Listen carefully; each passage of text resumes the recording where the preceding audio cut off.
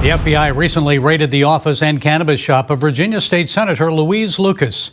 Is this just a local story, or are we looking at the first tremors of something much bigger shaking up national politics? So far, Lucas hasn't been charged with any crime, but the feds didn't just show up for nothing. Agents took electronics and other items from her office and cannabis shop, all part of an ongoing investigation into alleged bribery and influence peddling. Well, joining us with more is Victoria Churchill, U.S. political reporter at the Daily Mail. Victoria, Lucas, the president pro tempore of the Virginia State Senate, said this is political. Donald Trump is out to get her because of her leadership in Virginia's recent congressional redistricting efforts. But didn't this corruption investigation begin about 3 years ago under the Biden administration? Tell us more about it. Yeah, absolutely. So this investigation did begin under the Biden administration. So, this is just a federal agency doing their job, trying to cross all their T's and dot all their I's into tips that they may or may not have received. Louise Lucas, of course, is very powerful, president pro tem of the Virginia Senate. Her district in Portsmouth, just in your guys' backyard there in Hampton Roads. But of course, her influence has expanded all across the state, and really with this Virginia redistricting push that she was a major proponent of, to the point where, she had actually attacked Virginia's federal senators, Mark Warner, as well as Tim Kaine. They were actually reluctant to push this idea of the 10-1 map that she envisioned, which would have gotten rid of every single Republican congressional district except for one. And, she basically, I think for lack of a better description, I think she basically bullied them into backing her plan. Well, but this wasn't really about that, though, was it? I mean, this investigation's been going on for, 3 years now? Right, exactly. This investigation has been going on for a very long time, but, we were just talking about the power. I think that we've seen really nationwide that power is going to be held accountable, whether that's here in Congress with a lot of what I've covered, for example, the Epstein issue, but also in the states, in Virginia, and even in Michigan. I covered last week, there was a case where a top ally of Michigan, Governor Gretchen Whitmer, was, she had 16 charges filed against her by a fellow Democrat, the Attorney General.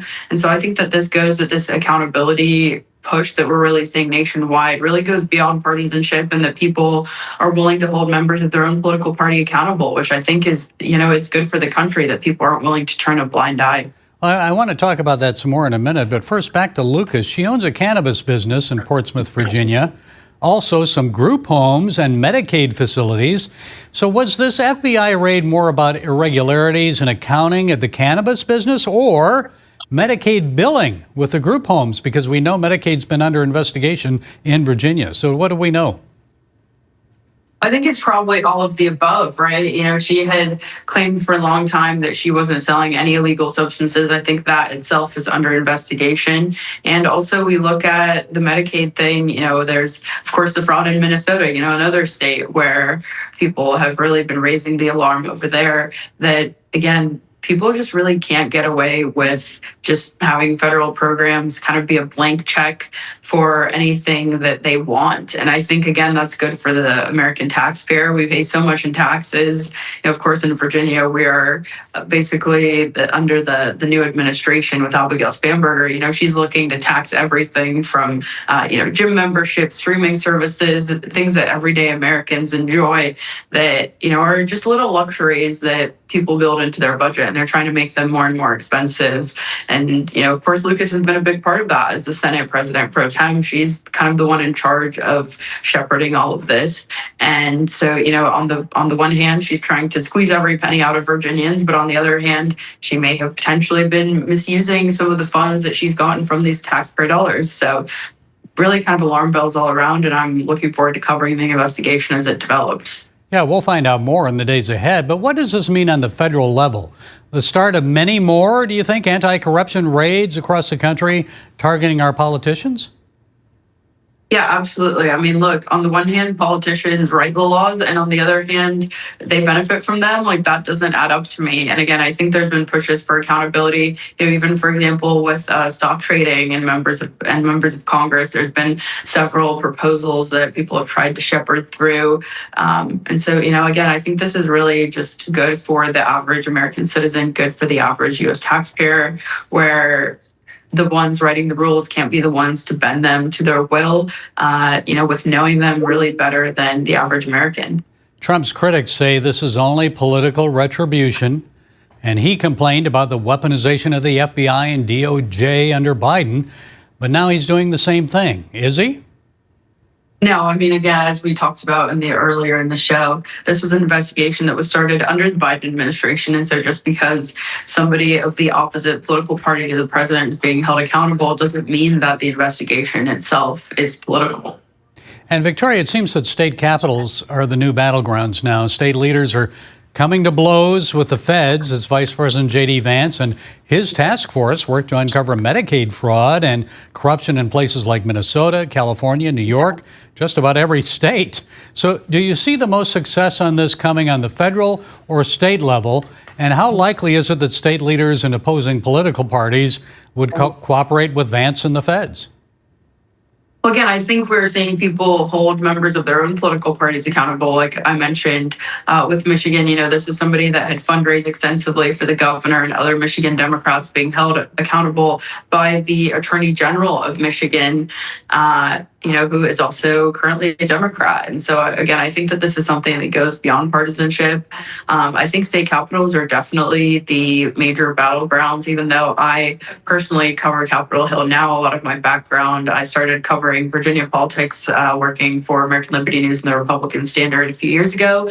And so, this is something that I've always had a focus on. And during the 2024 campaign, I covered the swing states, particularly in North Carolina and Pennsylvania, and also, with Virginia. That's kind of up for debate whether or not we're a swing state, even though at the end of the day, the ballot box seems to be going Democrat. I think even when we look at this recent redistricting push, actually the districts that would have been most affected by this were pretty much an even split, kind of sided with this 10-1 referendum by the narrowest of margins. And so I think that really does speak to the idea that Virginia can and maybe will in the future vote for Republicans.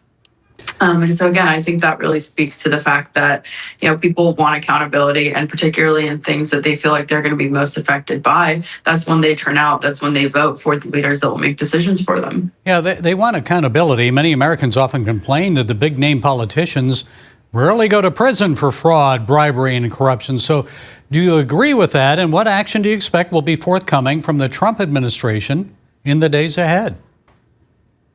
I think out of Washington, we have to wait and see. Again, I do think that this is something that Congress is investigating. So, for example, we mentioned Minnesota. I think both you and I mentioned Minnesota. They wanted the governor, Tim Walz, he did come to Washington to testify about his knowledge in his own state, Keith Ellison as well. So Washington is being willing to put the feet to the fire for some of these local and state elected officials. But I also, again, think that goes both ways. If there's policy that's being written in Washington that's being exploited in the states, I think there's kind of both sides of the equation that want to see the accountability for that. Okay, cleaning up corruption in Washington and in the state capitals. We'll see if it's a dust rag or a Brillo pad, okay? U.S. political reporter for the Daily Mail, Victoria Churchill. Thank you for being with us. We appreciate it. Thank you so much, Gary. Hope to be back soon.